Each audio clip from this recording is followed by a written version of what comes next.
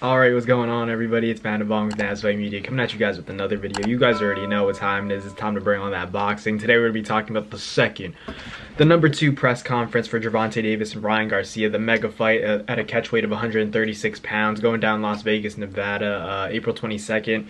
And it's probably the biggest fight that's going to happen this year, I think, in terms of names and the excitement, the media press surrounding this fight, the attention, the animosity going into the fight. I think this is probably the biggest fight that's going to happen for the year of 2023. That's just in my humble opinion. I'm not saying the outcome is going to be the greatest fight ever, but I'm just saying in terms of all the anticipation for the fight, this is as big as it's been since, you could argue, a Pacquiao Floyd fight. Like I can't really think of another fight that really compares to this in terms of, you know, the eyeballs, everyone wanting to see the fight, everyone making their predictions, everyone saying that Tank's going to sleep Ryan, but they still want to see it. Why are so many people watching that? If it's going to be, people just want to see a knockout, I guess. Maybe that's the case, but I think Ryan is going to go in there, give everybody a show, as is Tank, and they're going to put on probably one of the biggest boxing events in the history of the sport, heading into a good direction. But let's get into the actual nitty-gritty of the press conference. It was a heated one. It was pretty interesting in comparison to the first one. The first one was very interesting as well, but I think that this one got a little bit more heated than the first. Obviously, Gervonta was late to the first press conference in New York. The Showtime crew was talking about how it kind of shows that he's the A-side, the fact that he Ariel Helwani specifically said that the fact that Gervonta showed up late kind of shows that he calls the shots. Tank makes Ryan wait for him because he's the A-side, and he proved that. In terms of, you know, what actually went down in the first press conference, it wasn't too bad. I expected actually more heat, but today we definitely got it. And they talked about Ryan Garcia and Gervonta Davis, the specific matchup. Ryan talked about how that once Tank gets hit with that left hook, he's going to be in trouble. He's not going to know where he is. He's going to be on the ground, in the hospital, stuff of that nature. And Tank responded by saying, "That's all you have. What else do you have? You only have your left hook." And Gervonta kind of said, "You don't have footwork. You have no IQ. You have no other combinations to put together. It's just your left hook." And Ryan kind of said, "Oh, okay, so now I kind of know what I need to work on." Essentially, what Ryan's trying to say is that Tank kind of gave his game plan away. He expects to exploit the weaknesses, the holes in Ryan's, you know, his boxing style. And Calvin kind of told Gervonta he kind of wanted to stop him from saying everything. But either way, you know, I don't think it was smart of Gervonta to kind of say, you don't have footwork, you're not well-rounded, you only have a left hook, you don't have any other punches, your right hand's whack. Because that's the stuff that Ryan is obviously going to work on now. I know it's only a month and a half or so before the fight actually goes down, so there's not a lot of time to completely change your style and improve, you know, to a crazy point. Obviously, Ryan's a very talented fighter, so he's gonna improve, you know, drastically from this point on until fight night come April 22nd.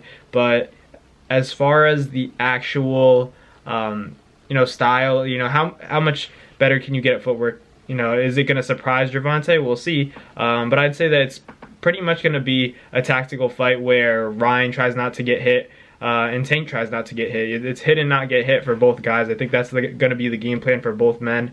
It was just entertaining. I think that the FaceOff really, you know, the FaceOff really made fans excited about the fight because Ryan was almost, you know, touched by Gervonta. I was really scared that Gervonta was gonna, you know, hit Ryan or push him to the point where this fight could potentially be in jeopardy. I don't want to see any of that. That would have made me really upset. Because Tank kind of threw a left hand, not a crazy left hand. He just kind of like he hooked it, and Ryan, you know, feinted it. I don't know if it's kind of hard to see if it touched him or not, but I'm just thinking about if that punch landed, then bro, we could potentially be you know, robbed of a fight because of, you know, antics that don't even have to do with the actual fight or you know, actual fight night, the terms and the circumstances of the actual fight. So that was good that, you know, Ryan didn't get touched by that punch. He kind of shadow boxed and kind of flexed on Tank a little bit with the head movement. So hopefully we see that in the ring as well. A lot of people are saying that Gervonta kind of won the first press conference and then Ryan won the second one. I don't really see a winner like that. I think that both guys showed both strengths and weaknesses. Tank showed that in this press conference that he's affected by what Ryan Garcia has to say. He can get annoyed. It can get to his head, and it made him angry. It was visible. It was obvious to me. I think if you're saying that Tank wasn't fazed by Ryan, like in terms of his words, I disagree. I think that he was very much affected, and it was on display today. And Ryan had his moments when he was very calm, very quiet, and people are gonna portray that as he's scared. I don't know if he's scared. I don't think either fighter is scared, but definitely got a little bit more quiet towards the actual press conference. But once these guys get in each other's faces, they're ready to go. They're ready to talk all the trash that they want. They want to beat the best guy and be that #1 guy. They don't care about the belts. Both guys have kind of made it clear it's about fighting the best and making the biggest fights happen. So kudos to both guys. It's going to be a tremendous fight on April 22nd, live on Showtime pay-per-view. Calvin Ford, Oscar De La Hoya, all these guys have been phenomenal in the promotion aspect of the fight. It's not an easy fight to promote because these guys are so young. They talk a lot, and you kind of have to keep up with that. So they do the job of promoting the fight. Obviously, you can't ask for more from two guys than what Ryan Garcia and Gervonta are giving, but it's definitely difficult to keep up if your guys behind the scenes, like your Oscar De La Hoya, your Calvin Ford, your Bernard Hopkins, Steven Espinoza, all these guys, they have to live up to the hype and give people what they want to hear. And Tank and Ryan, they just know how to put on a show. These guys are so young. They know how to talk trash. They're internet kids, so they know how to make fun of each other. Tank was clowning on Ryan for his outfit. Ryan said something along the lines of, "It looks like you've been hanging out with or riding a unicorn, from your outfit in the first press conference." So they were making fun of each other, throwing jabs at each other. But at the end of the day, we know that it doesn't matter what they say outside the ring. Once they get in there, once they get inside that square circle, it's go time. And the talk, all of it, all the little shenanigans, it all goes out the window because once they start throwing the hands,